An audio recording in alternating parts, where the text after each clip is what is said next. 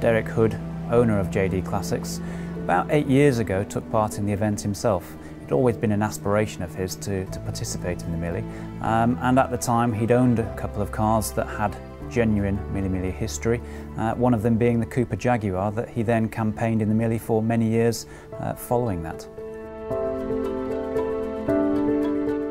Our ethos is to consider every component as a potential point of failure. We look for potential modifications to the car to improve reliability. We ensure we have a full spares kit. The electrics have to be tip-top. There are a lot of periods where the cars are standing in traffic, especially at some of the control points, so we always have a decent fan to keep the cars cool. Also, we look at improvements to make the cars easier to service. At the night stops, we often have integral lights fitted under the bonnets underneath the cars, just to make life easier for the service crews.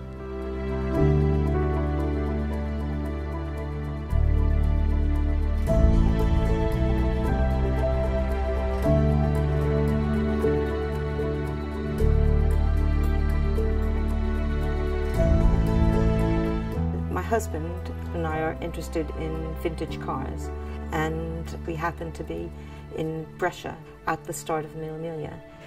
We said, yes, wouldn't it be fun to do, but we would need some preparation because I only had a license to drive automatics. So I actually wound up getting my license 10 days before the Mille Miglia.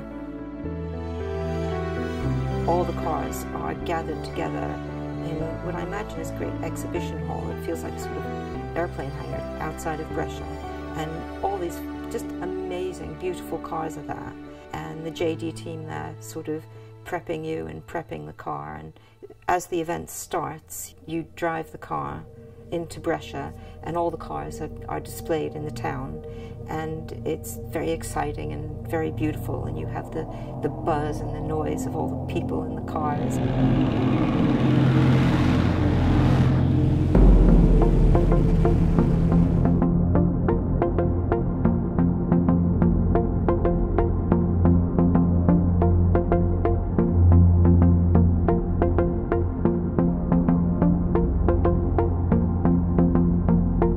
The cars are greeted by our welcome crew to see if there are any current issues with the car that need looking at. Lights levels are checked as normal. We usually do a brake service as well. Once the mechanical work has finished, the cars are then cleared out, refueled and made ready for an early morning start.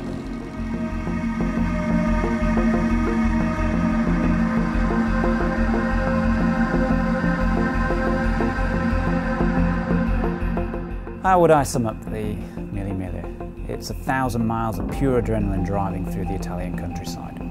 It's working with your co-driver, but it's also working with your service crew. Teamwork is essential, but it's most of all about having fun, making the most of the car that you're driving and the event that you're participating in.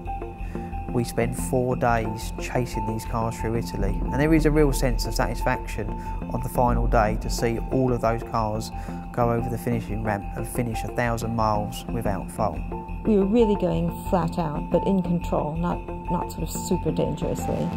And the sun was out, the countryside was beautiful, and the Italian people, that must have been the best thing.